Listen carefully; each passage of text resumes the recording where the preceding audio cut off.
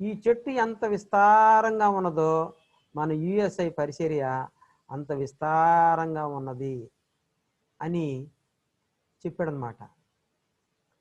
నేను చాలా happy feel అయ్యా. అంటే యుఎస్ఐ అంతగా డెవలప్ అయ్యిందా, అవుతూ ఉంది కాబట్టి దేవునికి వందనాలు అనుకున్నా. కానీ దీనికి నాంది ప్రస్తావన మన ఆంధ్ర రాష్ట్రానికి జోసెఫ్ అభిషేకరావు గారే అని తెలిసిన తర్వాత, ఈ బుక్ చదువుతుంటే తెలిసిన తర్వాత ప్రభువుని స్తుతించకుండా ఉండలేకపోతా ఉన్నా. మరి యాజ్ ఒక స్టూడెంట్గా, విద్యార్థిగా మరి దేవుణ్ణి తెలుసుకోవటం అనేది మరి వాస్తవానికి నా మటుకైతే మరి ఇంటర్మీడియట్కి వెళ్ళేది మా ఇంటి దగ్గరలో చర్చి ఉన్నా కానీ ఎప్పుడు వెళ్ళాల చర్చికి. కానీ కాలేజీకి వెళ్ళిన తర్వాతే దేవుని గురించి తెలుసుకోవడం జరిగింది. ఆ విధంగా తెలుసుకునే అవకాశం మన ఆంధ్రులకి ఇప్పుడంటే 13 జిల్లాలు విడిపోయిన తర్వాత, అంతకుముందు 23 జిల్లాలు ఉండేవి. ఆంధ్ర తెలంగాణ విద్యార్థులందరికీ సువార్తను తెలుసుకునే భాగ్యాన్ని ఈ జోసెఫ్ అభిషేకరావు గారి అందించారని దేవుని స్తుతిస్తా ఉన్నాను. మరి ఈయన గురించి చాలామంది రకరకాలుగా చెప్పడం జరిగింది. మరి ఈ బుక్లో ఈ దీనబంధు గారు మనందరికీ తెలుసు. ఇప్పుడున్న స్టూడెంట్స్ కొంతమంది తెలియకపోవచ్చు. నాకు ప్రత్యక్షంగా ఆయనతో మాట్లాడి ఆయన రూమ్లో గడిపిన అనుభవం కూడా ఉన్నది. ఆయనైతే జోసెఫ్ అభిషేకరావు గారి గురించి చక్కగా ఇలా అన్నాడు: ఆయన ప్రార్థనాపరుడు, ఏకలక్ష్యం తృష్ణగల కార్యశూరుడు. ప్రభువు పట్ల ఆయనకున్న ప్రేమ, విద్యార్థి పరిచర్య పట్ల ఆయనకున్న లోతైన అంకిత భావం ఎంత గొప్పదంటే, సువార్త అందని విద్యార్థి లోకాన్ని దివ్యమైన క్రీస్తు సువార్తతో సవార్థీకరించడానికి వచ్చిన ఏ అవకాశాన్ని ఆయన జార విడుచుకోకుండా శ్రమించాడు. ఆ శ్రమ సాఫల్యమే నేడు ఆంధ్రదేశం నలుమూలల స్పష్టంగా కనబడుతుందన్న విద్యార్థి సాక్ష్యం. ఉత్కృష్టమైన ఆయన ఆధ్యాత్మిక సంపదకు ఉన్న వారసులను బట్టి దేవునికి స్తుతులు చెల్లిస్తున్నాను. తన ఆరోగ్యాన్ని సైతం లెక్క చేయకుండా చేసిన అవిశ్రాంత ప్రయాణాల వల్ల ఆయన అలసిపోయారు. ఇలా వర్ణిస్తూ ఉంటే నాకు ఎలాగో అనిపించింది. ఏకలక్ష్యం కలవాడు అని అన్నాడు, కార్యశూరుడు అని చెప్పాడు. ఆ మాటలో నిగూఢమైన ఆంతర్యం చాలా ఉన్నది. ఏకలక్ష్యం, ఆయన ప్రార్థనాపరుడు, ఏకలక్ష్యం గలవాడు. అంటే ఒకటే లక్ష్యం, విద్యార్థులందరూ ప్రభువుని తెలుసుకోవాలి.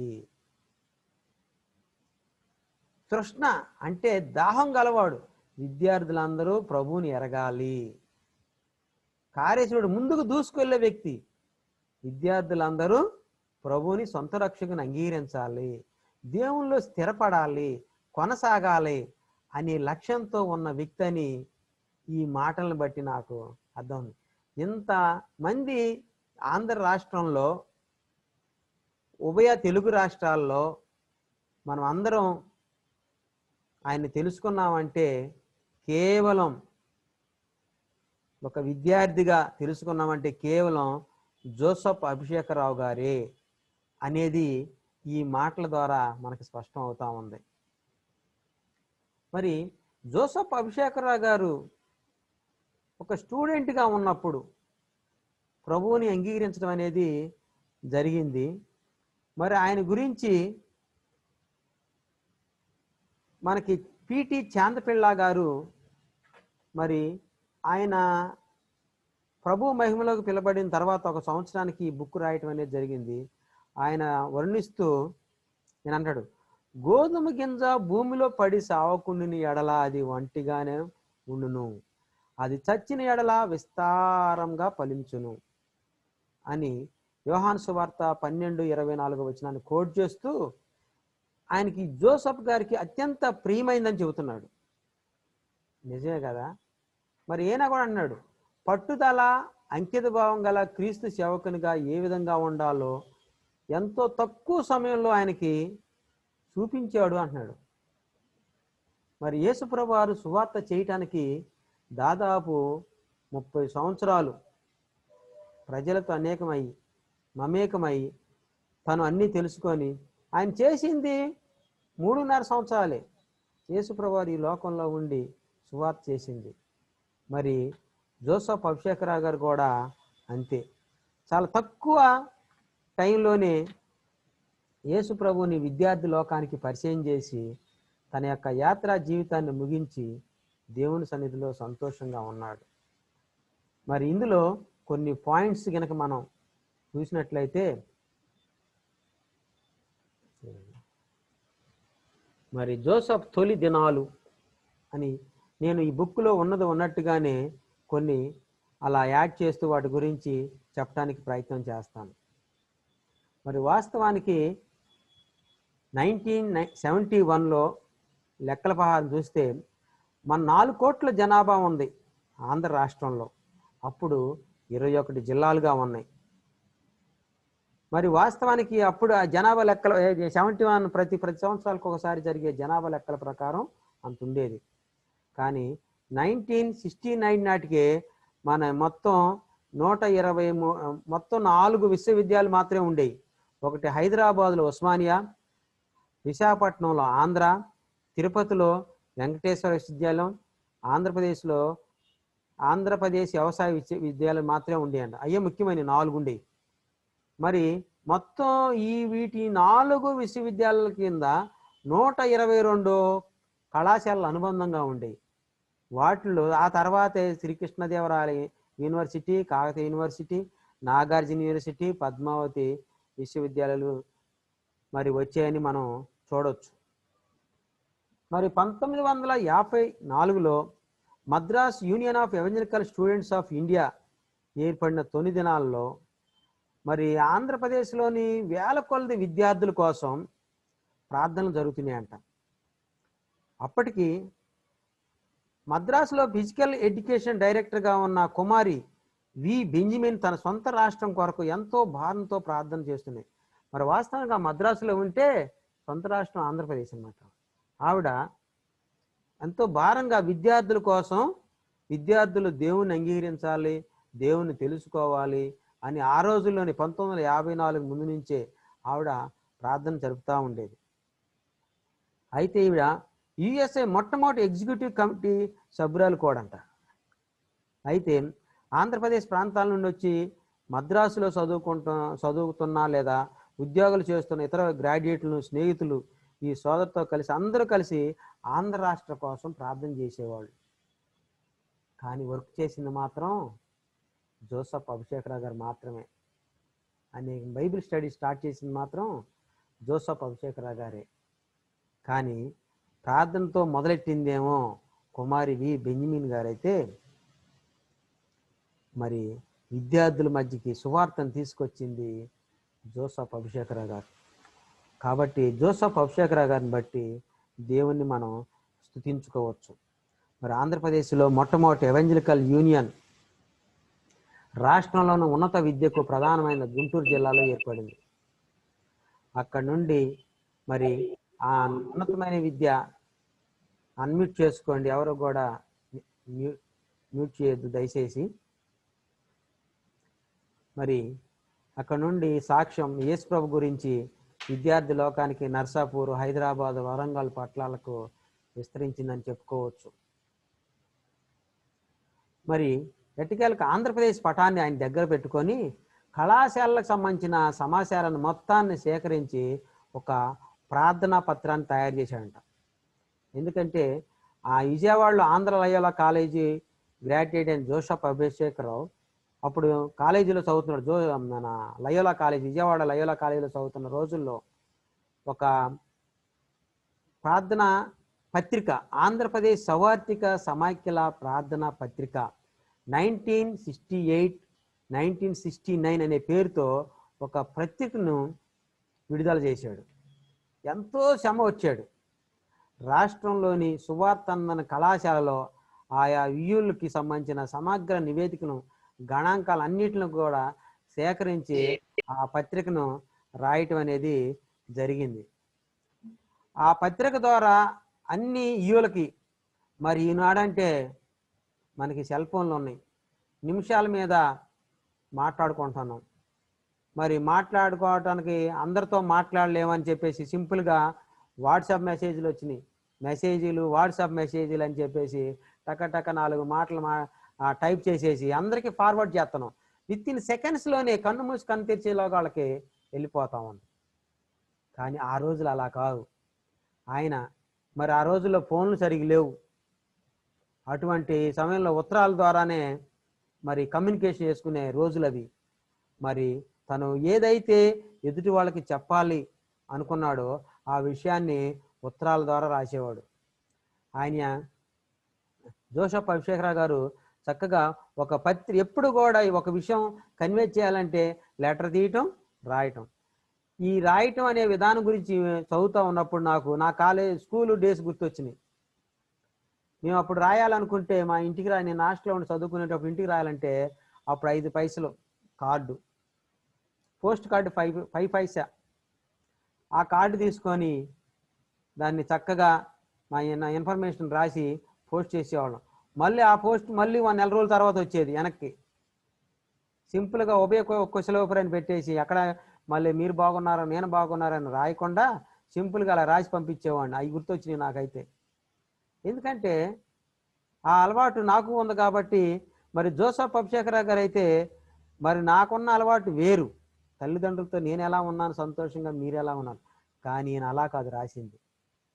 ఈయన ఆంధ్ర రాష్ట్రం గురించి, విద్యార్థుల గురించి, మరి వైజాగ్లో ఉన్న స్టూడెంట్స్ ఇంతమంది ఉన్నారు, అందులో కేఎస్ అనే విద్యార్థి ఉన్నాడు. మిస్టర్ కేఎస్ అనే విద్యార్థుల మధ్య సాక్షిగా ఉన్నాడు. అతని కోసం ప్రార్థన చేయండి అంటే వాళ్ళకి ఒక ఏరియాకి ఒక లెటర్ రాసి పంపిస్తూ ఉంటే ఆ ఏరియాలో ఉన్న ఒక విద్యార్థి బిలీవింగ్ స్టూడెంట్స్ గురించి కూడా మెన్షన్ చేస్తూ ఆ విద్యార్థి కోసం ప్రార్థన చేయండి అని ఆయన రాసేవాడంట.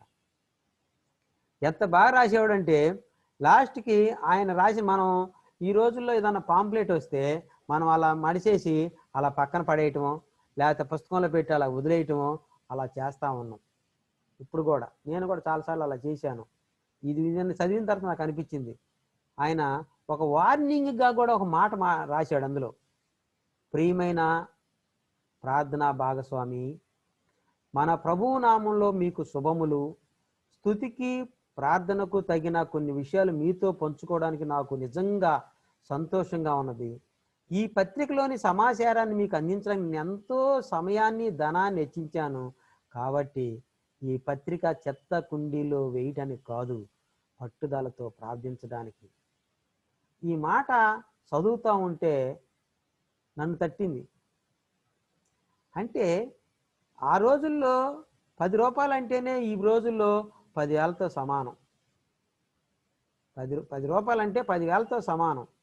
మరి ఎంతో సమయాన్ని డబ్బుని వెచ్చించి ఈ పత్రికను తయారు చేశాను. దయచేసి పట్టుదలతో ప్రార్థించనని గట్టిగా సొరక్కోడేస్తా ఉన్నాడు. వాస్తవం కదా అనిపించింది.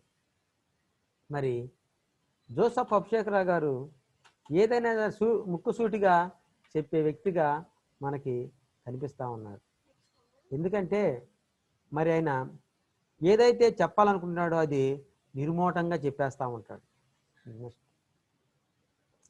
మరి ఆయన తొలి దినాలు కనుక మనం చూసినట్లయితే జోసెఫ్ అభిషేకరావు గురించి అంతకుముందు జీవితం గురించి ఎవరికి తెలియదు, వాళ్ళ స్నేహితులు వాళ్ళ తప్ప మనకైతే ఆయన పూర్తి సమాచారం అయితే లేదు. ఎందుకంటే మరి ఆయన దేవుని తెలుసుకున్న తర్వాత మన గ్రాడ్యుయేట్స్కి పరిచయం అయిన తర్వాత ఆయన గురించి ఇన్ఫర్మేషన్ మన దగ్గర ఉన్నది. మరి జోసెఫ్ అభిషేకరావు గారు ఐజే శామ్యుయల్ గారు, శ్రీమతి అండ్ శ్రీ ఐజే శామ్యుయల్ గారు 4వ సంతానం. జోసెఫ్ తనకంటే చిన్న వారైన 2 తమ్ముళ్ళు చెల్లెళ్ళు కూడా ఉన్నారు, అన్నదమ్ములు ఉన్నారు, అక్కచెల్లెలతో ఒక మంచి పెద్ద కుటుంబం, అంటే మధ్యలో పెరిగిన వ్యక్తి అనమాట. మరి వాళ్ళ నాన్నగారు అయితే ఆంధ్ర లూథరన్ సంఘస్థులు. మరి మరి వాళ్ళ నాన్నగారు చాలా ఏళ్ళు ఆంధ్రప్రదేశ్ ప్రభుత్వంలో తహసీల్దార్గా పనిచేశారు. మరి శామ్యుల్ వాళ్ళ నాన్నగారు ఉద్యోగరీత్యా బదిలీల మీద కారణంగా అనేక ప్రాంతాలకు, ఒక ప్రాంతం నుంచి మరొక ప్రాంతానికి వెళ్తూ ఉండేవాడు. మరి వాస్తవానికి ఈయన 1947 అక్టోబర్ 15న మరి జోసెఫ్ అభిషేకరావు గారు రాజమండ్రిలో జన్మించారు. అంటే మనకి స్వాతంత్రం వచ్చి కరెక్ట్గా 2 నెలల ముందు అనమాట. 2 నెలల ముందు, 2 నెలల తర్వాత ఈయన జన్మించడం అనేది జరిగింది. స్వాతంత్రం వచ్చి 2 నెలల తర్వాత. మరి మరి రాజమండ్రి అనేది గోదావరి నది ఉన్న మంచి పెద్ద పట్టణం, నగరంగా ఉన్నది. మరి అందులో విపరీతమైన స్వేచ్ఛాజీవిగా పెరిగిన వ్యక్తి అని చెప్పుకోవచ్చు. ఎంత స్వేచ్ఛాజీవి అంటే ఆ రోజుల్లో ఈయన పెరిగిన వాతావరణం కనుక చూసినట్లయితే చాలా భయంకరంగా ఉన్నది. మరి ఈయన college school municipal high school, Rajahmundry municipal high school నుంచి చదివాడు. అదే పట్టణంలో ఆర్ట్స్ కాలేజీలో విద్య కొనసాగించాడు. విశ్వవిద్యాలయకు ముందు తన చివరి పరీక్ష సమయంలో మసూసికి గురి అవటం వలన ఆ సంవత్సరానికి కోల్పోయి మరి 1964 నాటి కేవలం పియూసీని మాత్రమే పూర్తి చేశాడంట. అదే కళాశాలలో 65లో బిఎస్సి వరకు కొనసాగించాడు. అంటే ఆ రోజుల్లో పియూసి మరి ప్రైమరీ, సబ్ ప్రైమరీ ఇది ఉండేవి. ఇప్పుడంటే 10th, ఇంటర్, డిగ్రీ అలా పీజీ అలా వచ్చినాయి కోర్సులు. ఆ రోజుల్లో ఉన్న కోర్సులు వేరు. ఏంటి సెకండ్ గ్రేడ్ అని, అప్పర్ గ్రేడ్ అని అనేవాళ్ళు. మరి ఈ వాస్తవానికి జోసెఫ్ ఈయన గురించి ఎప్పుడు కూడా జోసెఫ్ తల్లిదండ్రులు ఎప్పుడు ఆందోళన చెందుతూ ఉండేవాళ్ళంట. ఎందుకంటే ఎందుకు ఆందోళన చెందాల్సింది, ఎప్పుడు ఇతని ప్రవర్తన అంతా ఒక సమస్యగా ఉండేది అందరికీ. ఎప్పుడు ఏ సమస్య తీసుకొస్తాడో తెలీదు, ఎలా మాట్లాడతాడో తెలీదు. ఈయన గురించి అన్ని కంప్లైంట్లే. ఎలాంటిదంటే ఒకసారి వాళ్ళ స్నేహితురాలతో అన్నంత, కనీసం ఆదివారం చర్చికి రాకుండా సిగ్గుపడుతున్నాం అని చెప్పుకుందంట వాళ్ళ తల్లి, వేరే వాళ్ళ స్నేహితురాలతో. ఎందుకు? జోసెఫ్ చేసే పనులను బట్టి. మరి వీళ్ళు చూస్తేనేమో సంఘంలో మంచి స్థానం కలిగిన వాళ్ళు, లూథరన్ చర్చిలో మంచి స్థానంలో ఉన్న వ్యక్తులు. వాళ్ళ నాన్నగారు చూస్తేనేమో తహసీల్దారు, ఈయన చూస్తేనేమో ఇలా చేసేవాళ్ళు. అంటే సంఘంకి వెళ్తే, చర్చికి వెళ్తే వాళ్ళు ఎవరన్నా ఒక మాట అంటే ఎక్కడ బాధపడాల్సి వద్దామని సిగ్గుపడే వాళ్ళని సిగ్గుపడుతున్నావయ్యా ఈయన్ని బట్టి అని చెప్పుకుంటుందంట వాళ్ళ అమ్మగారు. ఆ విధంగా వెదిగిన వ్యక్తి. మరి ఈయన గురించి ఒక క్రైస్తవ మగలు చెప్పింది, ఆయన చాలా భయంకరమైన వాడని చెప్పింది. సింపుల్గా ఒక పదంలో జోసెఫ్ గారి గురించి వాళ్ళ అమ్మగారు చెప్పింది, భయంకరమైన వ్యక్తి అంది. భయంకరమైన వ్యక్తి అని ఎలా చెప్పగలిగిందంటే, ఈ జోసెఫ్ ఉన్న రోడ్లో ఒక ఆడపిల్ల కాలేజీకి వెళ్ళాలంటే భయపడేదంట. అంతేకాదు ప్రజలను మోసగిచ్చేవాడంట, అబద్ధాలు చెప్పేవాడు, అవసరమైనప్పుడు డబ్బులు అవసరమైనప్పుడు దొంగతనాలు చేసేవాడు, వెనకాడేవాడు కాదంట. దొంగతనం చేయడానికి కూడా వెనకాడేవాడు కాదు. అంతేకాదు తాను చేస్తున్న తప్పని ఏమాత్రం తలాంచేవాడు కాదంట. ఎవరైనా చెప్పినా కానీ అని సింపుల్గా కొట్టిపడేసేవాడు. కానీ పైగా అతను చురుకుగా ఉంటాడనేది, నాకు అదే క్షేమంగా ఉంటుందని భావించేవాడంట. మరి గవర్నమెంట్ ఆర్ట్స్ కాలేజీలో విద్యార్థి చదువుతున్న కాలంలో తనకు తెలిసిన ఒక సంస్థ ఎస్సీఎంకి నాయకత్వం వహించేవాడు, క్రిస్టియన్ ఆర్గనైజేషన్కి నాయకత్వం వహించేవాడు. మరి అంటే యూత్ కావాలి, ఏదో ఒక ఆర్గనైజేషన్ వాళ్ళు ఏం చేస్తారంటే ఎవరైతే యాక్టివ్గా ఉన్నారో ఆ వ్యక్తిని మరి తను బిలీవరా అన్బిలీవర్ అని చూడకుండా తనకి నాయకత్వ బాధ్యతలు అప్పచెప్పేసి అతని నుంచి కొంత పని జరిగించుకోవడానికి ప్రయత్నం చేస్తూ ఉంటారు. అలాగే ఎస్సీఎం కూడా అలాగే తనని తీసుకోవడం జరిగింది. మరి ఈ మత సంబంధమైన కార్యక్రమాల మధ్య ఇతను పాల్గొంటూ ఉండేవాడు. మరి వాస్తవానికి అతడు యేసుప్రభు అంటే ఏంటో తెలియని వ్యక్తి. యేసుప్రభు వాళ్ళ కుటుంబం అమ్మా నాన్న పూర్తిగా దేవుని మీద ఆధారపడ్డ ఉద్యోగస్తులు అయినప్పటికీ ఈయన మాత్రం క్రైస్తవ సమాజాల మధ్య ఉన్నప్పటికీ ఇతను ఒక అన్బిలీవర్, భయంకరమైన వ్యక్తిగా ఉన్న వ్యక్తినా అని మనం చూడవచ్చు. మరి 1965లో వీరి కుటుంబం కృష్ణా జిల్లా మన విజయవాడ వచ్చిందంట.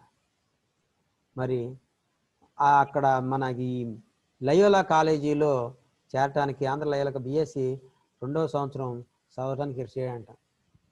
కానీ ఈ కాలేజీలో చేరటమే తన యొక్క జీవితాన్ని మార్చిందని చెప్పవచ్చు.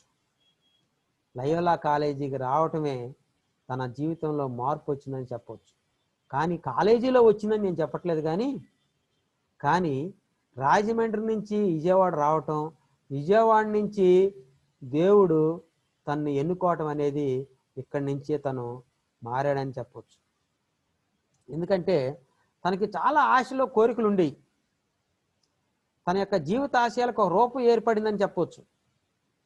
తనకి ఒక రకంగా చెప్పాలంటే తను డాక్టర్ అవ్వాలని ఆశ ఉండేదంట. మెడిసిన్ చదవాలని ఆశతో మెడిసిన్ కాలేజీలో చదవడానికి తన వంతు కృషి చేశాడు. అయినప్పటికీ తను ఎన్నుకున్న మార్గం కరెక్ట్ కాబోయేసరికి తను వాటిని స్వస్తి పలకటం అనేది జరిగింది. మరి ఆంధ్ర లయోలా కాలేజీలో తన మొదటి సంవత్సరాన్ని ముగించే సమయంలోని కళాశాల విద్యార్థులు ఏర్పడిన ఒక శిబిరాన్ని గూర్చి ఉన్నాడు. దక్షిణ భారతదేశ రాష్ట్రం కేరళ రాష్ట్రంలో ప్రారంభమై తమిళనాడు, కర్ణాటక రాష్ట్రాల గుండా మహారాష్ట్ర వరకు వ్యాప్తి చెందిన పడమర కనుమల్లో, అంటే ఇప్పుడు నీలగిరి ప్రాంతంలో ఉన్న ఆ ప్రాంతానికి ఒక శిబిరం ఏర్పాటు చేశారు. తమిళనాడు, కర్ణాటక రాష్ట్రాలు, కేరళ, ఆంధ్రప్రదేశ్ రాష్ట్రాల నుండి ఎక్కువ మంది, ఇతర రాష్ట్రాల నుంచి తక్కువ మంది వస్తున్నారు. మరి అక్కడ వాళ్ళ పెద్దన్ని ఒక ఆయన ఉండేవాడు, ఇజ్రాయిల్ గారని ఉండేవాడు, ఇజ్రాయిల్ భాస్కరరావు గారు. మరి ఆయన దేవుణ్ణి నమ్ముకున్న వ్యక్తి, బిలీవరు, మన యుఎస్ఐ పరిచర్యలో ఉన్న వ్యక్తి అని మనకి చెప్పుకోవచ్చు. వాళ్ళ అన్నయ్య ప్రోత్సాహంతో, వాళ్ళ అన్నయ్య ఢిల్లీ ఇంజనీరింగ్ విద్యార్థిగా ఉన్నప్పుడు తాను ప్రభువుని తెలుసుకుని ఉన్నాడు. కానీ తనకు ఒకటే బాధ ఏంటంటే, నేను ప్రభువుని తెలుసుకున్నాను, నా తమ్ముడు తెలుసుకోలేదు. తను ఏదో ఒక రకంగా దేవుణ్ణి తెలుసుకునేటట్టు చేయాలి అని. కానీ తను ఢిల్లీ ఇంజనీరింగ్ కాలేజీలో లెక్చరర్గా పనిచేసేవాడు ఆ రోజుల్లోనే. అంటే వీరి యొక్క కుటుంబం ఎంత ఉన్నతమైందో, వాళ్ళ నాన్నగారే తహసీల్దారు, వాళ్ళ అమ్మగారు ఇంట్లో ఉన్నప్పటికీ వాళ్ళ అన్నయ్య ఏమో ఢిల్లీ ఇంజనీరింగ్ కాలేజీలో లెక్చరర్గా చేసేవాడు. తన యొక్క ప్రోత్సాహంతో మరి బిలీవర్, కానీ తమ్ముడు మాత్రం జులాయిగా తిరిగేవాడు.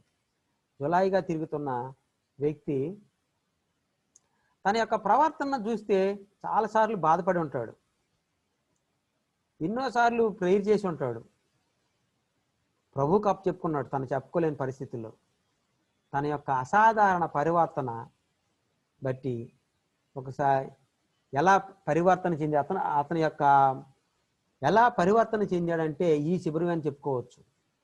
40 మంది విద్యార్థులతో మరి నీలగిరి కొండలు, ఇప్పుడు హైఫీల్డ్ అంటాం మనం, అక్కడ క్యాంపు జరుగుతూ ఉంటే ఆ క్యాంపుకి, అది కూడా ఇది డీటీ క్యాంపు. మరి వాస్తవానికి డీటీ క్యాంపు పంపిస్తారా? ఒక అన్బిలీవర్ని అంటే పంపించకూడదు, పంపించరు కూడా, ఏ గ్రాడ్యుయేట్ కూడా పంపించరు. కానీ మనం కూడా చాలాసార్లు ఇతను దేవుణ్ణి తెలుసుకోకపోయినప్పటికీ తను దేవుణ్ణి తెలుసుకోవడానికి అవకాశం ఉన్నది అని మనం ఒకళ్ళిద్దరినో కొంచెం 1-2 సార్లు బైబిల్ స్టడీకి రాగానే డీటీ క్యాంపుకి పంపించిన సందర్భాలు కూడా ఉన్నాయి. నేను కూడా పంపించాను. అటువంటి వాళ్ళు దేవునిలో బాగా ఎదిగారు, తెలుసుకున్నారు కూడా. పంపించకూడదు. కానీ వాళ్ళ అన్నయ్య ప్రోత్సాహంతో ఆ క్యాంపుకి అయినా అటెండ్ అవటం జరిగింది. 1966 మే నెలలో జోసఫ్ మరి వాస్తవానికి ఆంధ్ర నుంచి వెళ్ళిన ఏకైక వ్యక్తి అయిన, నీలగిరి హైఫీల్డ్లో జరుగుతున్న శిబిరానికి వెళ్ళిన ఏకైక వ్యక్తి అని చెప్పుకోవచ్చు. మరి యుఎస్ఐ హైఫీల్డ్కు బస్ స్టేషన్ నుండి కొండదారిలో కాలినడకనీలే అంట. మరి వాస్తవానికి అది 18 రోజులు జరిగే కూడిక. దానికి ముందుగా 4 రోజులు ముందే ఈయన హైఫీల్డ్కి చేరుకున్నాడు.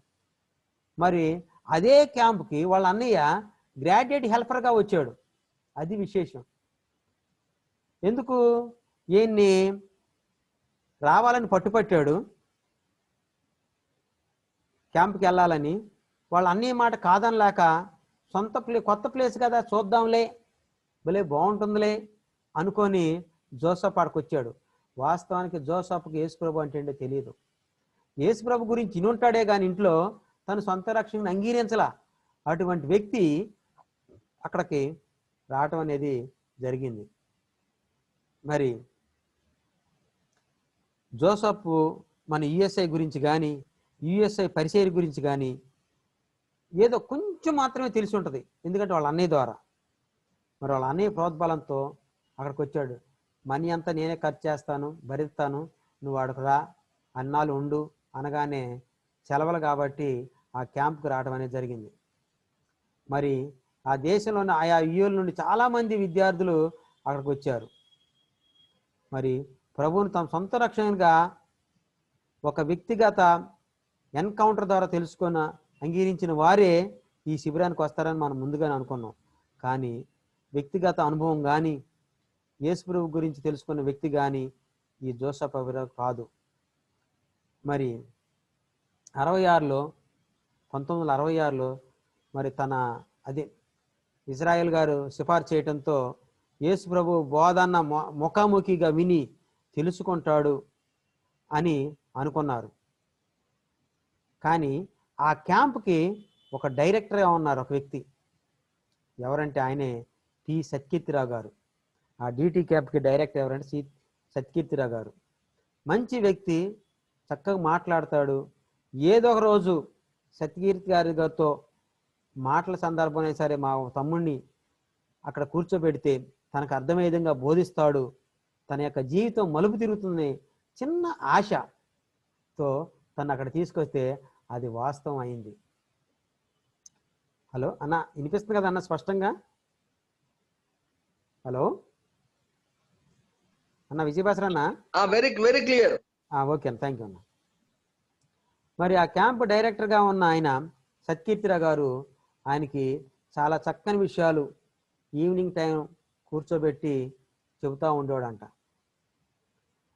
మరి ఆయనకి ఎన్నో డౌట్లు కూడా వచ్చాయి. మరి దానికి ఆ స్టాఫ్ వర్కర్గా ఉన్న వ్యక్తి ఎవరంటే అదే క్యాంప్లో పిసి వర్గీస్ గారు. పిసి వర్గీస్ గారు ఆ క్యాంపులో ఉన్నాడు. మరి ఆయనకి ఈయనకి మన జోసఫ్ అభిషేకరావు గారికి మధ్యన వాదన. ఎలాంటి వాదన అంటే ఈ జోసఫ్ అభిషేకరావు గారు పిసి వర్గీస్ గారు మధ్యలో దాదాపు ఈయన 3 రోజులు ముందెళ్ళాడు, అన్నీ తెలుసుకున్నాడు. మరి ఒక మంచి ప్రవర్తన విద్యార్థిగా మార్చాలి, ప్రభు మార్చుకుంటాడని ఆయన చెబుతున్నాడు. కానీ ఈయన దేవుని పనిని కానీ దేవుని పనిని దైవకమైన ఆధ్యాత్మికమైన ఒక మార్గం ఉందని ఆలోచించడం ప్రారంభించడం కానీ తెలియదు. అంటే దేవుని పని ఇలా ఉంటుందని తెలుసుకున్న వ్యక్తి కాదు. కానీ దేవుని పని ఇలా ఉంటుందని, దేవుడు ఇలా చేస్తాడని కూడా ఏం తెలీదు. కానీ తను ఏదో ఆశిస్తున్నాడు అక్కడ. నేను క్రైస్తవుణ్ణి, కానీ ఆధ్యాత్మికంగా నాకు అది అర్థం కావట్లేదని ఒక రకంగా వీళ్ళు ఏమనుకున్నారంటే ఈ జోసఫ్ పారిపోతాడు, క్యాంపులోంచి పారిపోతాడు అనుకున్నారు. కానీ అతనిలో అప్పుడే మొదలైంది యుద్ధం. జోసఫ్ అభిషేకరావు గారికి ఒక యుద్ధం మొదలైంది. ఎలా అంటే, నేను పాపాలు చేశాను, చాలా పాపాలు చేశాను, నా పాపాలన్నీ క్షమించగలవా? యేసుప్రభు వారు క్షమిస్తాడా? నేను క్రీస్తు రక్షణని సొంత రక్షణ అంగీకరించగలనా? అసలు నాకు నిశ్చయం దొరుకుతుందా? నేను అనేక అబద్ధాలు చెప్పాను, దొంగతనం చేశాను, మోసగించాను. మరి నా వ్యక్తిగత పాపాలు దోషారోపణ చేస్తున్నప్పటికీ నేను ఈ నష్టపరిహారం పొందగలనా అని తన మనసులో చెలరేగుతున్నాయి అన్నమాట. అయితే ఆ మాటలు ఈ పిసి వర్గీస్ గారితో మాట్లాడుతున్నప్పుడు ఆయన ఒకటే మాట చెప్పాడు, మీ పాపములు రక్తం వలె ఎర్రమైనను అవి హిమము వలె తెల్లబడును అని యెషయా 1:14 వచనాన్ని ఆయన చూపించి దేవుడు నిన్ను తన యొద్దకు ఆహ్వానిస్తున్నాడని సమాధానం ఇచ్చాడు. తనలో ఉన్న ప్రతి డౌట్ని క్లారిఫై చేసుకున్నాడు పిసి వర్గీస్ గారి దగ్గర. ఆయన ఒకటే సమాధానం చెప్పాడు, ఏమనంటే నీ పాపములు రక్తం వలె ఎర్రనివైనను అవి హిమము వలె తెల్లబడును అన్నాడు. మరి 66 శిబిరంలో ఆయన చెట్ల మధ్య కూర్చుని దేవుని సన్నిధిలో నన్ను క్షమించమని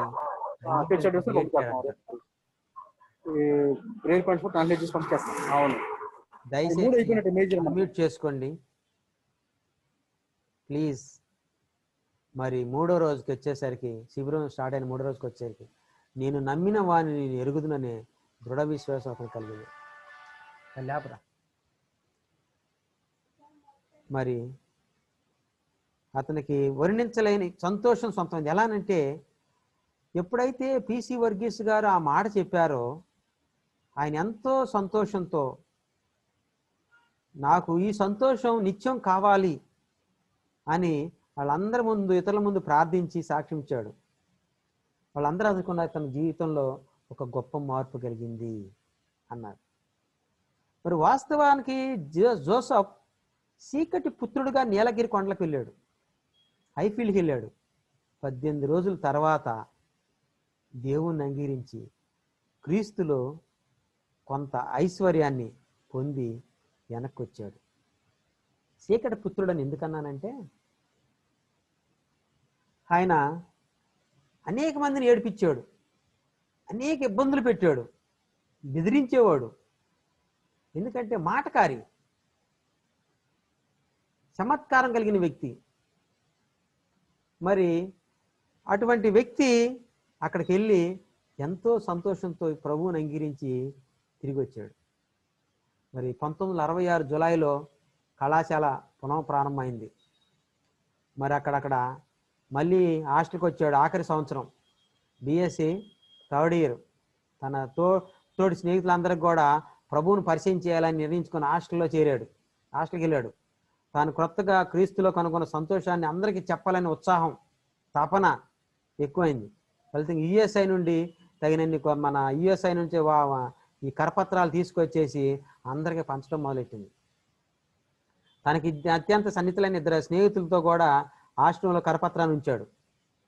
ఒకరోజు సాయంత్రం విద్యార్థులంతా బయటకు వెళ్ళినప్పుడు ఈయన ఈ అందరికీ రూమ్లో కరపత్రాలు వేసాడంట.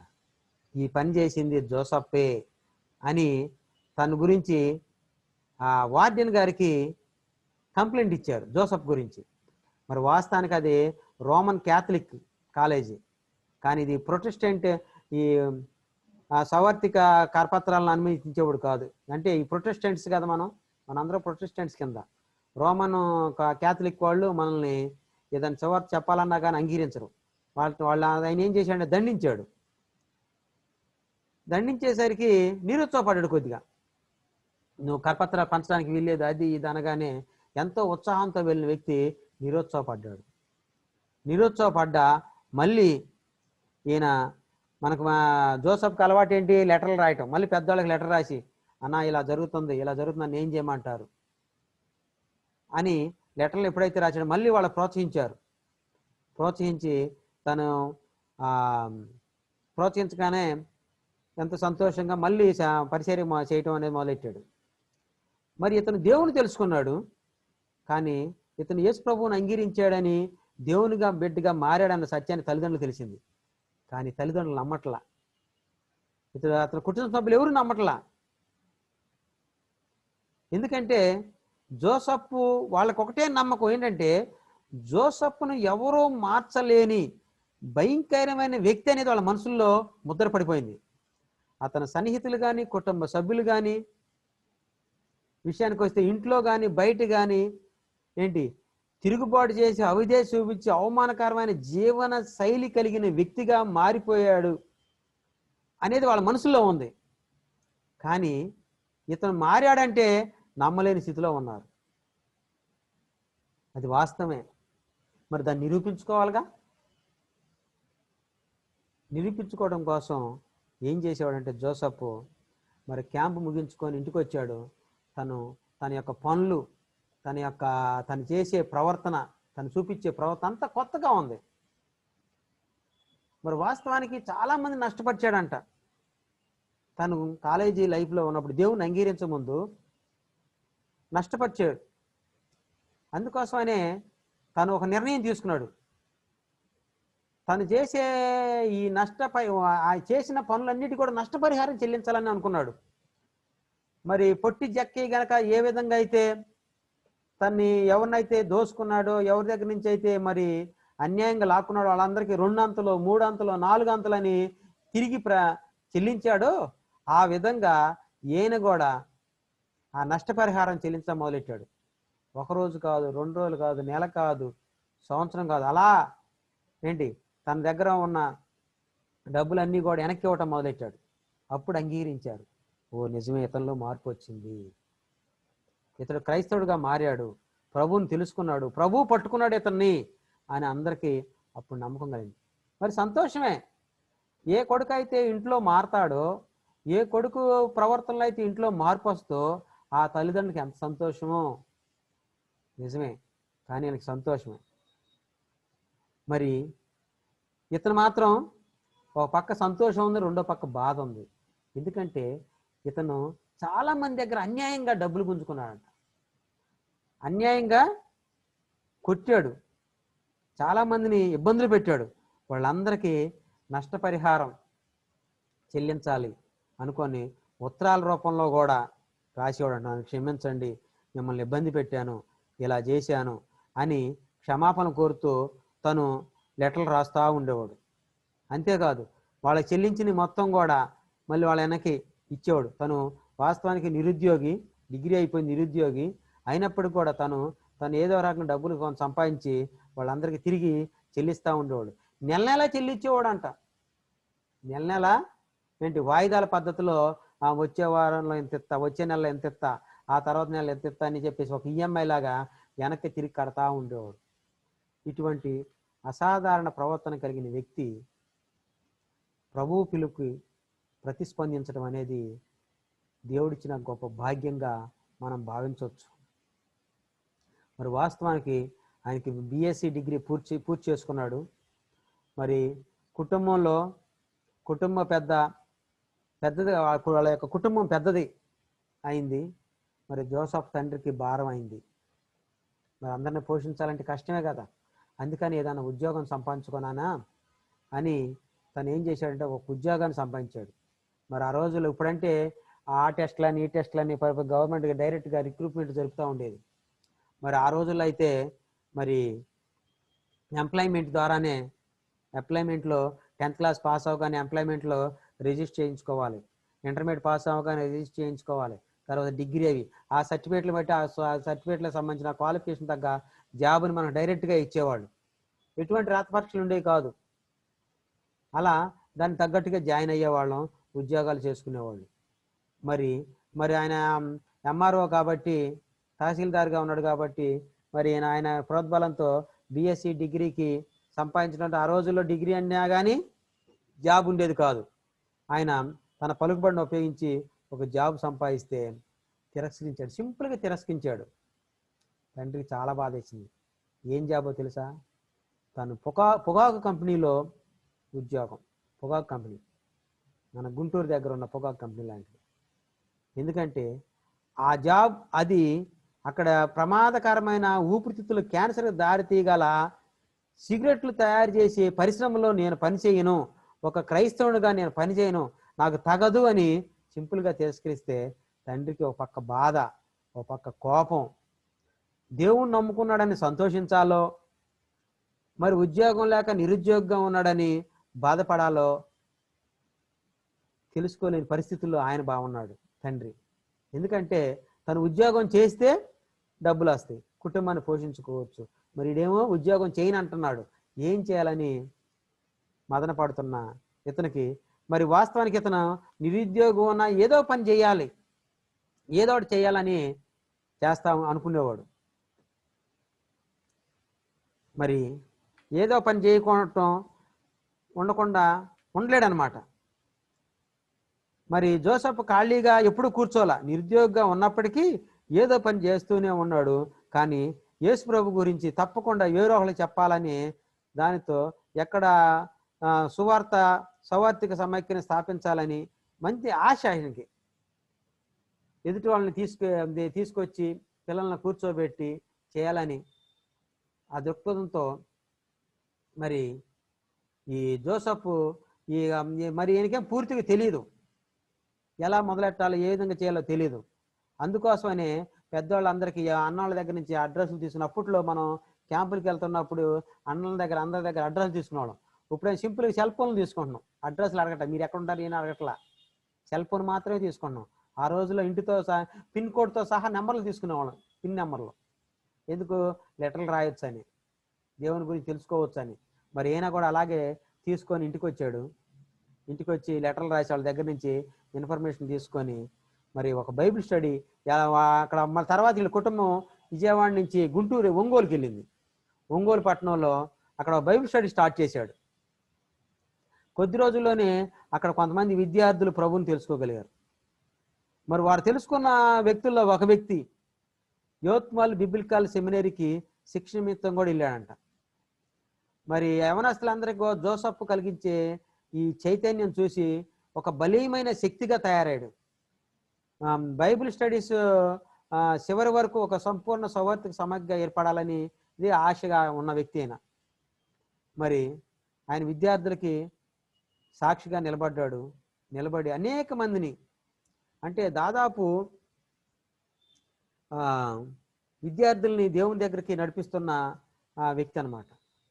మరి 2 సంవత్సరాల తర్వాత తోటి మరి జోసెఫ్ తన రాష్ట్రం కోసం, అందులోని విద్యార్థులందరినీ కోసం తన యొక్క జీవితాన్ని అర్పించేశాడు.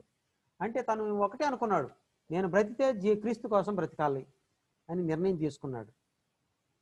మరి అక్కడ ఉన్న కొంతమంది స్టాఫ్ అంటే ఒక స్టాఫ్ మీటింగ్ జరుగుతూ ఉంది, అందులో ఈయన కూడా అటెండ్ అయితే అక్కడ వాళ్ళు వ్యంగ్యంగా ఒక మాట మాట్లాడారంట. నువ్వు భారతదేశం అంతటినీ ప్రేమించాలి అని వ్యంగ్యంగా అన్నప్పుడు ఆయన అన్నాడు, అవును నేను భారతదేశం అంతటినీ ప్రేమిస్తున్నాను, ఆంధ్రాను కూడా ప్రేమిస్తున్నాను, చిరునవ్వుతో సమాధానం చెప్పాడు. వాళ్ళు వ్యంగ్యంగా మాట్లాడితే దేశాన్నే కాదు రాష్ట్రాన్ని కూడా, నేను ఆంధ్ర రాష్ట్రాన్ని కూడా ప్రేమిస్తున్నానని చెప్పడం జరిగింది. ఆయన ఒకటేనేవాడు, ఏమనంటే ఆంధ్రాన్ని నాకు ఇవ్వు లేదా సస్తాను అని. జాన్ నాక్స్ స్కాట్లాండ్ కొరకు ప్రార్థించినట్లు ఆంధ్ర రాష్ట్రం కోసం ప్రార్థించే గ్రాడ్యుయేట్స్ ఉన్నాడా అని తన స్నేహితులకి ఎప్పుడు సవాలు విరిచేవాడంట జోసెఫ్.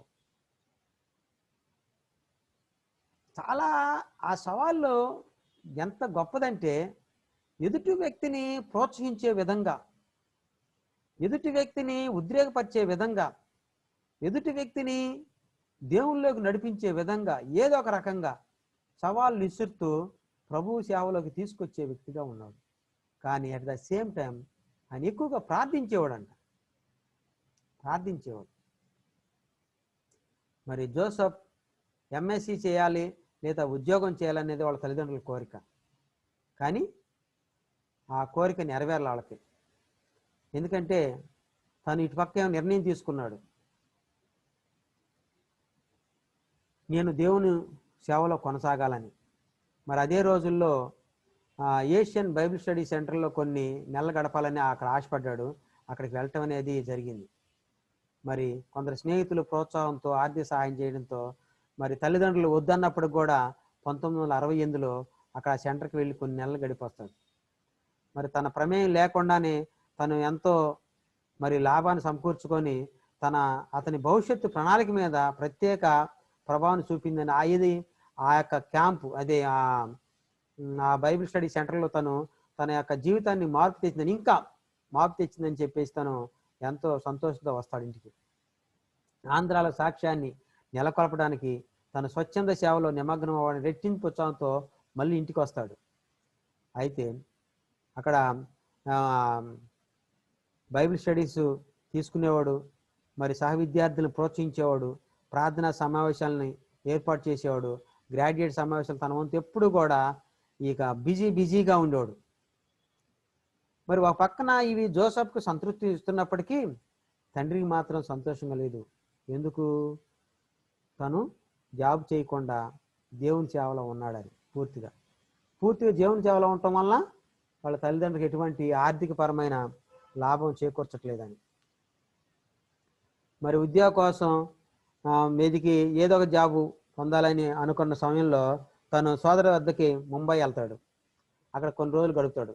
దాదాపు 2 నెలల్లో మరి అక్కడ ఉద్యోగం సంపాదించాల్సిందని వాళ్ళ నాన్నగారి ప్రోత్సాహంతో 50 దరఖాస్తులు చేస్తాడంట.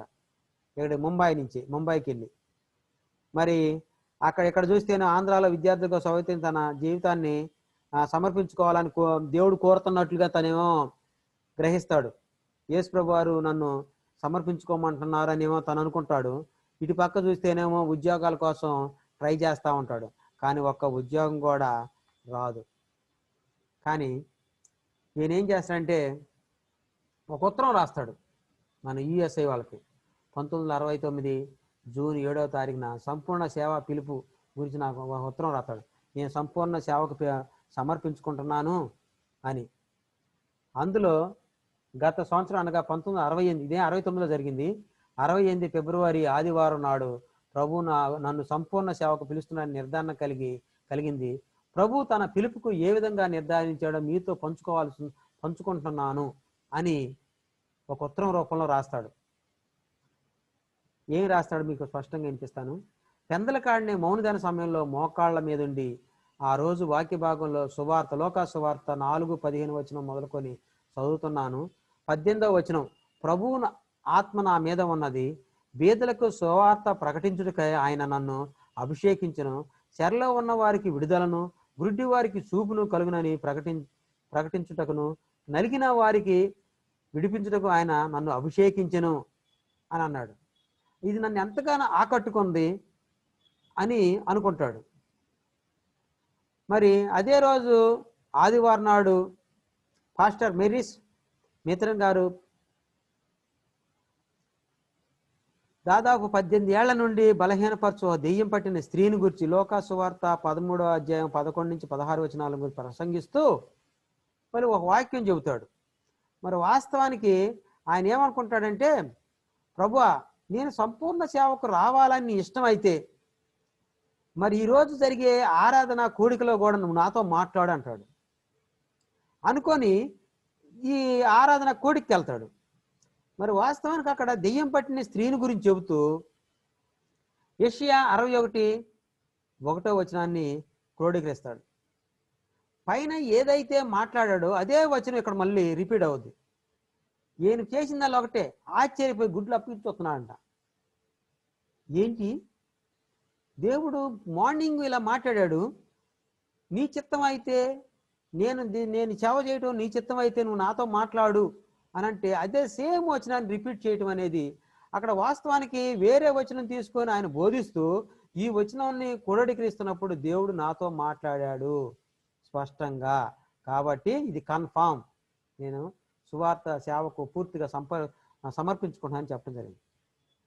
మరి ఆ రోజు మధ్యాహ్నంతో కూడా కలిసింది లైబ్రరీకి వెళ్తాడంట. అంటే ఒక పక్క దేవుని సేవ చేయాలనుకుంటూనే రెండో పక్క ఏంటి నిజంగానే రమ్మంటున్నాడా అని అనుకుంటూ ఆడికి వెళ్తాడు.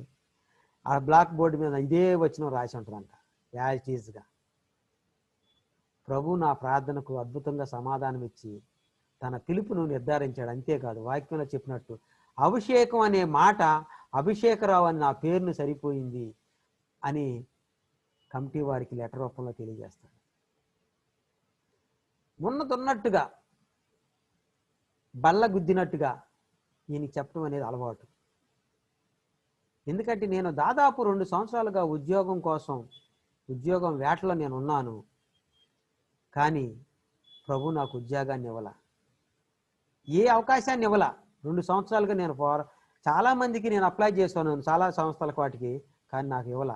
కానీ దేవుడు తన పిలుపుని ఇలా స్థిరపరిచాడు. కాబట్టి నేను దేవుని చిత్తమని నమ్ముతున్నాను, నాకు అటు ఉద్యోగం రాలేదు అని.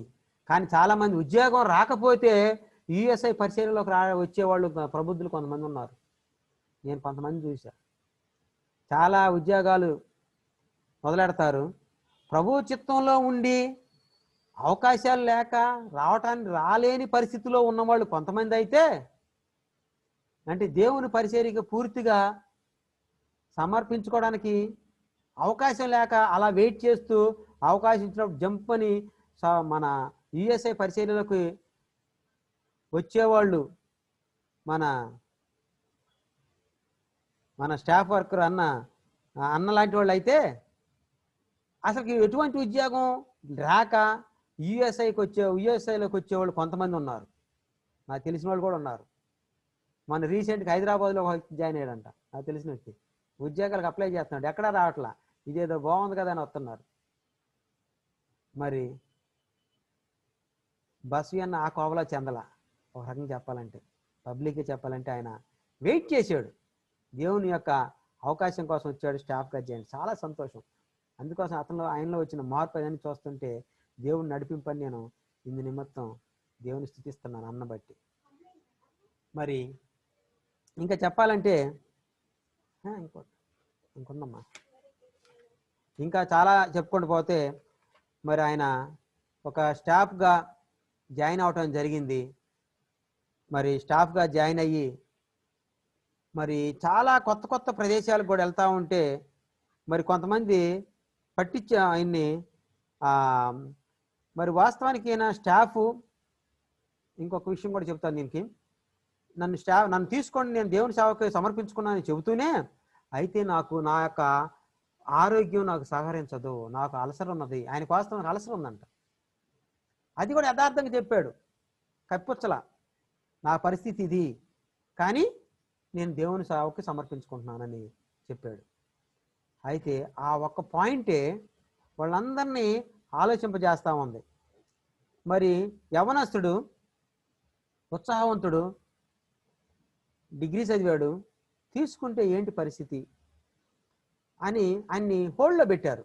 చాలామంది అప్లై చేశారు స్టాఫ్గా ఉండటానికి, కానీ ఈయన హోల్డ్లో పెడితే అక్కడ ఒక లేడీ డాక్టర్ గారు ఒక మాట చెబుతారు. ఇతను నేను చెప్పాను జోసఫ్ మన చికిత్స చేయించుకోమని. డాక్టర్ సరళ గారు, ఆ కమిటీలో సరళ గారు ఉన్నారు. మరి నువ్వు అనవసరంగా నువ్వు ఆరోగ్యాన్ని చెడగొట్టుకోమాకు, చేసుకోమని అంటే ఆయనే దేవుడే అంటే ఒక నమ్మకం అనమాట. దేవుడే స్వస్థపరుస్తాడు నన్ను, దేవుడే నన్ను పూర్తి ఆరోగ్యం చేస్తామని అలా అని చెప్పేసి మెడిసిన్స్ అన్నీ కూడా పూర్తిగా ఆపేసి పూర్తిగా దేవుని వైపు చూసే వ్యక్తి కాదు. కానీ దేవుడే స్వస్థపరచాలి, మెడిసిన్ చేసుకుంటాడు, అవసరమైన మెడిసిన్ చేసుకుంటాడు అని చూసే వ్యక్తి అనమాట. అయితే ఆడ సరళ గారు అన్న మాటలను బట్టి, సరే ఇతన్ని స్టాఫ్గా తీసుకోవాలంటే అతని కోసం ప్రార్థన చేద్దాం. ఒక్క మైనస్ ఏంటంటే అతని అనారోగ్యమే. కాబట్టి ప్రార్థన చేద్దామంటే అందరికీ దేవుడిని యొక్క నడిపింపు కలిగి ఆయన్ని స్టాఫ్గా తీసుకోవడం అనేది జరిగింది. ఏ రోజంటే ఆ రోజు చంద్రమండలం మీదకి కాలు మోపిన రోజు. మానవుడు చంద్రమండలం మీదకి కాలు మోపిన రోజు 1969 జూలై 21న నీల్ ఆర్మ్స్ట్రాంగ్, ఎడ్విన్ అల్డ్రిన్ అనే వ్యక్తులు ఇద్దరు చంద్రమండలం మీద కాలు మోపితే, ఈ జోసఫ్ అభిషేకరావు గారు అదే రోజున మన యుఎస్ఐ స్టాఫ్గా జాయిన్ అయ్యారు. అది మన ఆంధ్ర రాష్ట్ర కోసం. అది ఒక అద్భుతమని మనం చెప్పొచ్చు. మరి ఆయన దాదాపు 9 నెలల పాటు మద్రాసులోనే మరి అనేక శిక్షణా కార్యక్రమాల్లో పాల్గొని మరి వచ్చిన వ్యక్తి. మరి ఈయన గురించి విశాల్ మంగళవాడి గారు కూడా ఈయన గురించి అద్భుతంగా చెప్పడం జరిగింది. ఎలానంటే విశాల్ మంగళవారి గారు ఆయన మారు మనసు అనుభవం, అహం, పాపం పట్ల ద్వేషాన్ని, దేవుడు మంచితనం పట్ల లోతైన తృష్ణ కలిగిన వ్యక్తి అంటాడు. ఎలాంటి వ్యక్తి అంటే ప్రతిరోజు ఉదయం మోకాళ్ళుని ప్రభువు పట్ల తనకున్న ఆకాంక్షను వ్యక్తం చేసేవాడు. తిరిగి ప్రతి రాత్రి మోకాళ్ళుని ప్రతిదినం అదే అహంభావంతో చేసిన పనులన్నిటిని కూడా క్షమాపణ కోరాడు అనేవాడు. ఒక రకంగా చెప్పాలంటే వీళ్ళందరూ లేచేసరికి అక్కడ ఉన్న స్టాఫ్ కానీ లేకపోతే మీటింగ్లో జరుగుతున్నప్పుడు లేచేటప్పటికి ఈయన బైబిల్ తెరిచి ఉండేదంట. తెరిచి ఉంచి అంటే వాక్యాన్ని కూడా చదివి ప్రార్థనలో ఉండేవాడు. మరి రాత్రిపూట కూడా లైట్లు ఆర్పేసిన ఉంచేటప్పుడు కూడా ఆయన ప్రార్థన చేయకుండా పడుకోవటం అనేది మేము చూడలేదని చెప్పేసి విశాల్ మంగళవారి గారు ఈయన గురించి సాక్ష్యం చెప్పారు. అంటే ఇది చదువుతున్నప్పుడు నాకేమనిపించిందంటే నేను చాలాసార్లు మిస్ అయ్యానేమో.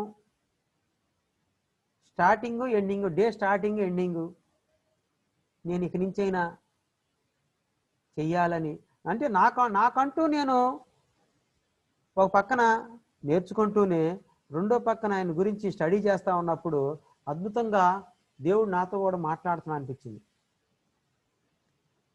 తర్వాత అవిశ్రాంత పోరాటం, ఎంత అవిశ్రాంతంగా పోరాడాడంటే విద్యార్థుల పరిచర్య కోసం. మరి ఆయన ఎప్పుడైతే స్టాఫ్గా జాయిన్ అయ్యాడో ఆయన స్థిరపడింది గ్రాడ్యుయేట్ల మధ్య 23 సంవత్సరాలే. ఆయన పరిచర్య స్టార్ట్ చేసింది కూడా చాలా తక్కువ టైమే, తక్కువ నెలలని చెప్పొచ్చు. కానీ అనేక హాస్టల్లో బైబిల్ స్టడీస్ స్టార్ట్ అవడానికి కానీ విద్యార్థుల్ని ఒక 4 విద్యార్థులు కనిపించారంటే ఒకసారి ఒక కళాశాలకు వెళ్ళాడు. కళాశాలకు వెళ్ళి మొత్తం ఆయన దేవుణ్ణి నమ్ముకున్న కొత్తలో ఒక కళాశాలకు వెళ్ళాడు. మరి ఆ కళాశాలలో కొత్త కాలేజీ, ఈయన దేవుణ్ణి నమ్ముకొని ఈ వాక్యం చెప్పాలి, ఎవరు చెబితే ఊరుకోరు కదా. అటువంటి సమయంలో ఈయన వెళ్ళిపోయి ఈ కాలేజీకి వెళ్ళిపోయి క్రైస్తవ విద్యార్థులు ఎవరున్నారా నా కాలేజీ లిస్టులో చూస్తారంట. ఆ 4 వ్యక్తులను పట్టుకొని ఆ నలుగురు వ్యక్తులను పట్టుకున్నట వెళ్ళి అయ్యా మీతో మాట్లాడాలి రండి అని చెప్పేసి దేవుని గురించి. కానీ వాస్తవానికి వాళ్ళు నామినల్ క్రిస్టియన్స్, కానీ సువార్త చెబితే వాళ్ళు ఏదో తెలియని విధంగా ఆయన ఆహ్వానించడం. వాళ్ళు అన్న మా రూమ్లో బైబిల్ స్టడీ పెట్టండి అన్న అంటే వెళ్ళి అలా బైబిల్ స్టడీ స్టార్ట్ చేసేవాడు. మరి ఆ విధంగా అంటే చొచ్చుకుపోయే విధానం పకడ్బందీగా ప్లాన్ చేసుకొని బైబిల్ స్టడీస్ని చేసేవాడు. అంటే కొంతమంది నిరుత్సాహపరిచినప్పటికీ ఈయన మాత్రం ముందుకి దూసుకుంటూ వెళ్ళేవాడు. ఎంత దూసుకుంటూ వెళ్ళేవాడంటే ఒకసారి యుఎస్ఐ స్త్రీల భాగం జరుగుతుందంట. అక్కడ లేడీస్ స్టాఫ్ వర్కర్స్ ఉంటే జోసఫ్ చురుకుతనాన్ని ఆయన వ్యతిరేకిస్తూ, బ్రదర్ జోసఫ్ దయచేసి పరిచర్యను అంత తీవ్రంగా తీసుకోవద్దు అన్నారంట. ఆయన ఏమన్నాడు తెలుసా, నేను ఎంతకాలం బతుకుతానో నాకు ఎలా తెలుసు, అందుచేత నేను చేయగలిగినంత ఇప్పుడే చేయాలన్నాడంట. కానీ అవి దాదాపు ప్రవచనం వచ్చిన పలుకులయ్యానని వాళ్ళు ఆ తర్వాత తెలిసింది వాళ్ళకి. అంటే ప్రవచనాలు కూడా ముందుగానే జోసఫ్ మాట్లాడాడు అని. ఎంతకాలం బతుకుతానో నాకు తెలియదు, ముందే చేయాలి పని అంటే అంత ఉత్సాహంగా చేయడానికి ప్రయత్నం చేసేవాడు. మరి ఆయన ఎక్కడ ఉంటే అక్కడ విద్యార్థులను ప్రోత్సహిస్తూ పరిచర్యలో ముందుకి కొనసాగే వ్యక్తిగా ఉన్నాడు. మరి జోసఫ్ అభిషేకరావు గారు ఆయన విద్యార్థుల్ని ప్రోత్సహించడమే కాదు, ఆ రోజుల్లో ప్రోత్సహించాలంటే లెటర్లు రాసేవాడు.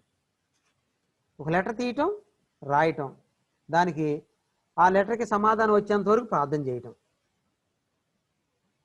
మరి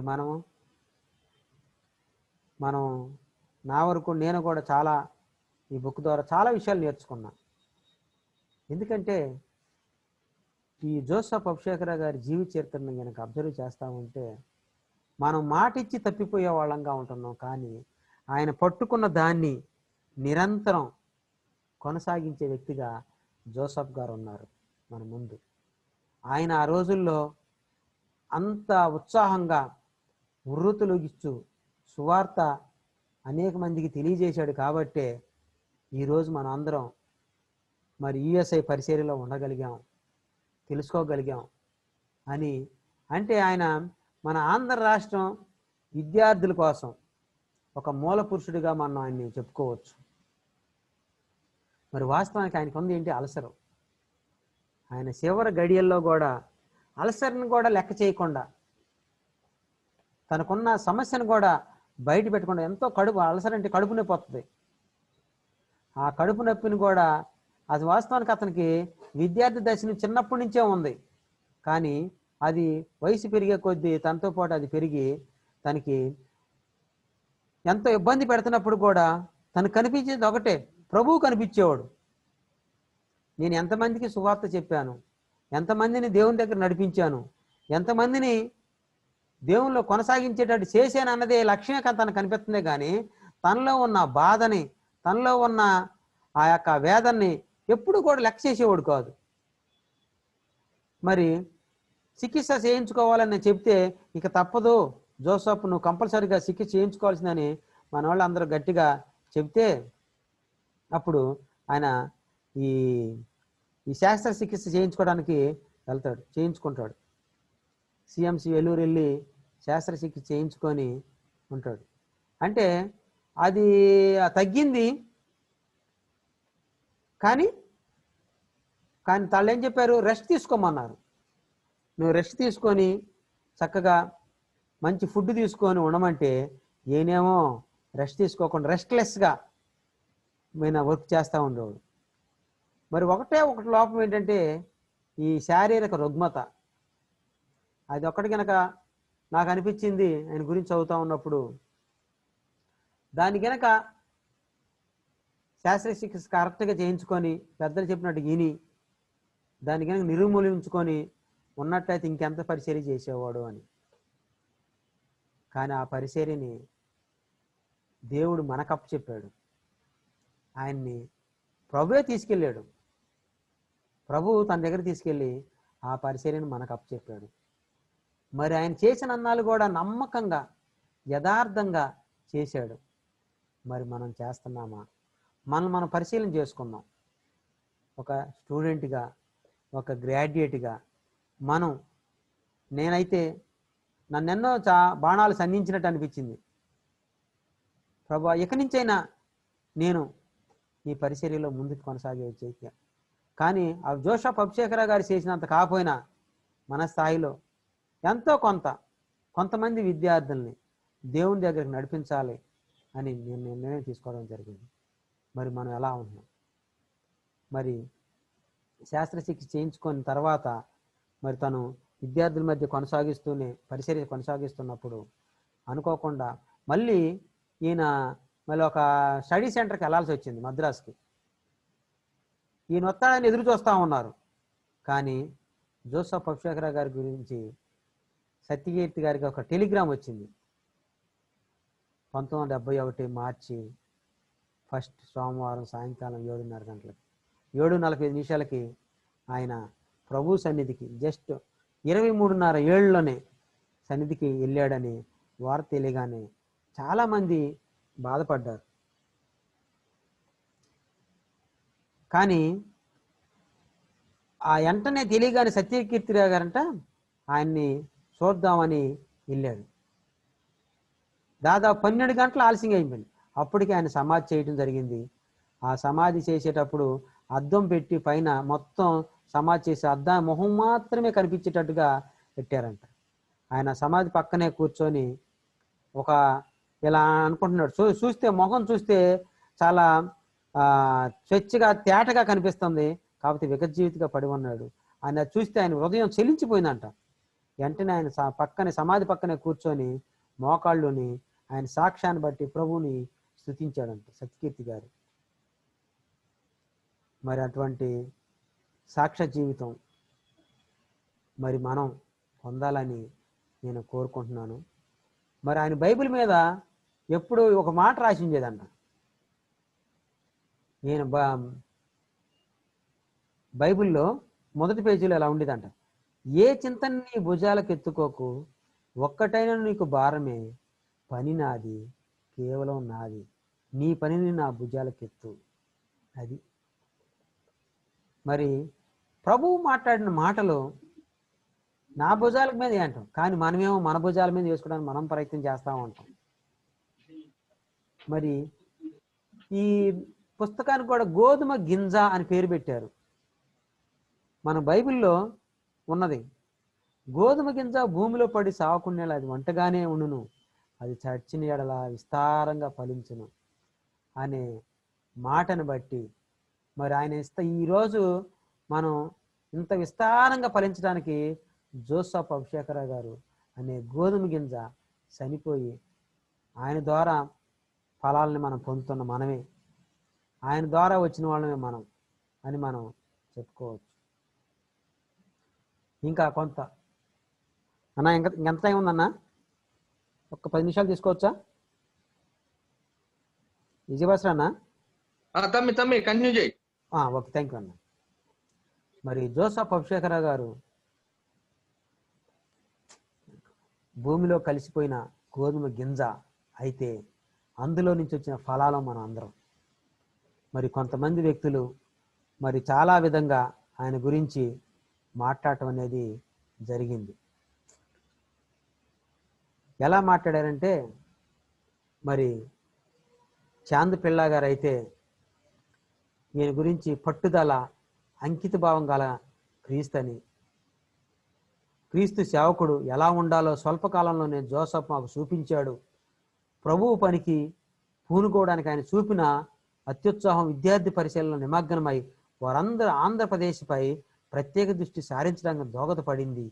నా ప్రియ సోదరుని గురించి సమగ్రంగా రాయటం నా భాగ్యమని అన్నాడు అన్నమాట.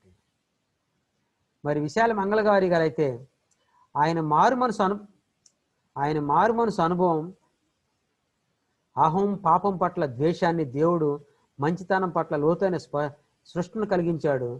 ఈ తృష్ణ ద్వేషాలే తన తర్వాతే జీవితాన్ని మలిచాయి. భక్తి భావంతో కూడిన ఈయన జీవన శైలి ఎంతో ప్రశంసించబడింది. ప్రభువు రహస్యం యొక్క మాధుర్యం ఆయనకు తెలుసు. ఆయన ప్రార్థన అంతా ఆంధ్రప్రదేశ్ తరఫున విజ్ఞాపనతోనే నిండి ఉండేది అని విశాల్ మంగళవాడి గారు అన్నారు. ఎప్పుడు చూసినా ఆయన జోసఫ్ అభిషేకరావు గారు ఆంధ్రప్రదేశ్ గురించి, ఆంధ్రప్రదేశ్ కళ్ళు మూర్తి ఆంధ్రప్రదేశ్, కళ్ళు తెరిచి ఆంధ్రప్రదేశ్, నిద్రపోయిన ఆంధ్రప్రదేశ్, ఏది చేసినా ఆంధ్రప్రదేశ్ గురించి ఎప్పుడు ప్రార్థన. మరి దేనబంధు గారు అయితే నా జీవితం పైన చెరగని ముద్ర వేశారు. ఆయన ప్రార్థనాపరుడు, ఏకలక్ష్యం గల సూర్యుడు ప్రభువును తన పౌరులను సేవించడానికి విద్యార్థులు, గ్రాడ్యుయేట్లు సమర్పించుకునేలాగా ఈ జోసఫ్ అభిషేకరావు జీవ చరిత్ర వారిని సవాలు చేస్తుందని అంటాడు. ఇంకో చోట ఏమంటాడంటే ఆయనతో ప్రేమలో పడ్డానంటాడు దేనబంధు గారు. జోసఫ్ అభిషేకరావు గారితో నేను ప్రేమలో పడ్డాను అంటే ఆయనతో ఏ సమస్య వచ్చినా కానీ ఇద్దరు చర్చించుకునేవాళ్ళంట. ఆయన ఎప్పుడైతే లోకాన్ని వదిలి, భూలోకాన్ని వదిలి దేవుని దగ్గరికి వెళ్ళినప్పుడు అప్పుడు తెలిసి వచ్చింది నేను ఎంత కోల్పోయాను అని. ఇలా ఆయన గురించి ఒక్కొక్కళ్ళు చెబుతారు. దేవపాల్ గారు అయితే జోసఫ్ ఫలించిన కొమ్మ అంటాడు. ఎం కృష్ణయ్య గారు అయితే క్రమశిక్షణకు మారు పేరు అంటాడు. ఇట్లా ఒక్కొక్కళ్ళు ఒక్కొక్క రకంగా చెబుతారు. జగజ్జీవన్ రాయ్ గారు అయితే ప్రోత్సాహకారని, సత్కీర్తి గారు సమయం మన చేతుల్లో లేదు అంటారు. అంటే అందరూ ఈయన గురించి, జోసఫ్ అభిషేకరావు గారి గురించి చెప్పేవాళ్ళుగానే ఉన్నారు. మరి మన గురించి ఎవరైనా ఒక్కలని చెబుతారా? మనం పరిశీలన చేసుకుందాం. ప్రభు సన్నిధిలో ఉన్నాం. ఆయన జీవించిన కాలం తక్కువే, కానీ ఆయన యొక్క జీవితం ఆంధ్రప్రదేశ్ రాష్ట్రాన్ని, విద్యార్థి లోకాన్ని ఒక మలుపు తిప్పింది. మనందరం ఇప్పుడు చూస్తే మనం ఏదైనా క్యాంపు పెట్టాలంటేనే మరి ఒక డ్యూటీ క్యాంప్కి ఆంధ్రప్రదేశ్ రాష్ట్రంలో 23 జిల్లాల నుంచి వెళ్ళిన ఏకైక వ్యక్తి జోసఫ్ అభిషేకరావు. ఒక్క వ్యక్తే వెళ్ళాడు ఒక క్యాంప్ అంటే, అది కూడా దేవుని నమ్ముకోకుండా వెళ్ళాడు. కానీ దేవుని తెలుసుకొని బయటకు వచ్చాడు. మరి ఈరోజు చిన్న క్యాంప్ అన్నా కానీ 100 మంది, 1000 మంది, లేదా కాన్ఫరెన్స్ పెట్టాలంటే వేలలో అటెండ్ అవుతా ఉన్నారు. కేవలం ఇదంతా జోసఫ్ అభిషేకరావు గారి యొక్క ప్రార్థనా ఫలితాలే. మనందరం కూడా ఆయన యొక్క ప్రార్థనలో నుంచి మనం పుట్టుకొచ్చిన వాళ్ళమే. మనం ఆయన్ని జ్ఞాపకం చేసుకుంటూ ఆయన యొక్క అడుగుజాడల్లో మనం నడవటానికి ప్రయత్నం చేద్దామా? ఆయన వదిలిపెట్టిన ప్రాంతాలని మనం పుణికిపుచ్చుకుందామా? ఆయన యొక్క అడుగుజాడల్లో నడుస్తూ మన ముందున్న విద్యార్థి లోకాన్ని దేవుని దగ్గరికి నడిపించే వాళ్ళంగా ఉందామా? మనం స్వపరీక్ష చేసుకుందాం. ఎందుకంటే ఆయన్ని మనకు ముందు మార్గదర్శిగా ఉంచాడు విద్యార్థుల కోసం. ఆయన్ని విద్యార్థి మరి ఎంతో భయంకరంగా ఉన్న వ్యక్తిని మార్చుకోగలిగాడు. అంతకన్నా భయంకరమైన వాళ్ళ మన ముందున్న విద్యార్థులు కాదు కదా. నన్ను మానిటరింగ్ చేశాడు, ఈ విధంగా ద్వారా వచ్చాను అని మన గురించి చెప్పగలిగిన వాళ్ళు ఒక్కళ్ళన్నా ఉన్నారా? మరి ఇంతమంది పెద్దవాళ్ళు అందరూ కూడా ఆయన గురించి సాక్షిస్తూ ఉన్నారు. మనం పరిశీలించుకుందాం. మరి ఇక నుంచైనా కనీసం సంవత్సరానికి ఒక వ్యక్తిని లేదా మనం దేవుని దగ్గర నడిపించడానికి ప్రయత్నం చేద్దామని నిర్ణయం తీసుకుందాం. మనం నిర్ణయాలు తీసుకుంటున్నాం, వదిలిపెడతా ఉన్నాం. నిర్ణయాలు తీసుకుంటున్నాం, అలా గాలికి వదిలిపెడతా ఉన్నాం. ఇక నుంచైనా మనం దేవునికి అప్పు చెబుదాం. ప్రభువా, నేను నిర్ణయం తీసుకుంటున్నాను, కానీ దాని మీద ఉండలేకపోతా ఉన్నాను, నేను దాన్ని పట్టుకోలేకపోతా ఉన్నాను అని చెప్పేసి మనం దేవుణ్ణి అడుగుదాం. ఆయన చేసిందల్లా ఒకటే, ప్రార్థన ప్రార్థన ప్రార్థన. ఆయన చేసిందల్లా ఏంటంటే, నేను ఇలా దేవుళ్ళో నడిపించాలి, పిల్లల్ని స్టూడెంట్స్ని తీసుకురావాలని. మరి ఎంత ప్రార్థన చేసేవాడు అంటే, మరి మన అనుభవజ్ఞులు చెప్పిన మాటలను బట్టి మరి రాత్రి అనకుండా పగలనకుండా ఎక్కువగా ప్రార్థన గడిపేవాడని చెప్పేసి అర్థమవుతా ఉంది. వాళ్ళు ఇచ్చిన అనుభవ సాక్ష్యాలను బట్టి, వారి యొక్క అనుభవ సాక్ష్యాలను బట్టి మనం ఇదంతా కూడా మనం తెలుసుకున్నాం. మరి మనం కూడా అనేక మంది స్టూడెంట్స్ని మన ద్వారా వచ్చేటట్టు ప్రార్థన చేద్దాం. ఎవరైనా ఇద్దరం కలిసినప్పుడు కొత్త విద్యార్థుల కోసం మరి ప్రార్థన చేయడానికి ప్రయత్నం చేద్దాం. అదే మనకు యుఎస్ఐ నేర్పించిన డిపిఎం, డైలీ ప్రేయర్ మీట్ అని. ఏదో ఒక రకంగా మరి గ్రాడ్యుయేట్స్గా మనం అయితే అనేక మరి ఒడిదుడుకులు కొంటూ వెళ్తూ ఉన్నాం. మరి విద్యార్థులుగా ఉన్నవారు మీకైనా ఎక్కువ సమయం ఉంది, చాలా టైం ఉంది. మనం అనుకుంటాం గ్రాడ్యుయేట్స్గా అయితే ఎక్కువ పని చేయొచ్చు అని, కానీ గ్రాడ్యుయేట్స్గా అయితే పని చేయకపోగా మనం ఉపయోగపడిన వ్యక్తులుగా కూడా కొన్ని సార్లు ఉంటాను. ప్రయత్నం చాలా టైం వేస్ట్ చేస్తూ ఉంటున్నాం.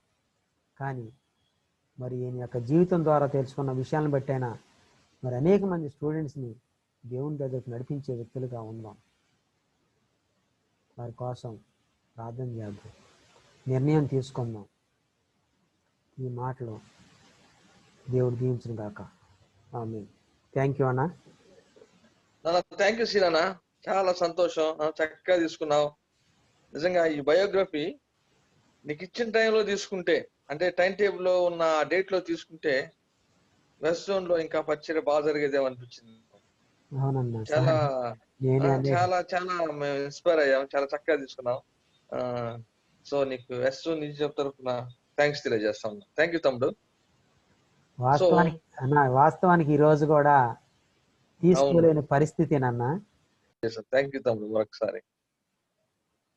Thank you very much. Thank you అన్న. ఓకే. సో ఎన్నో వాక్యాన్ని బట్టి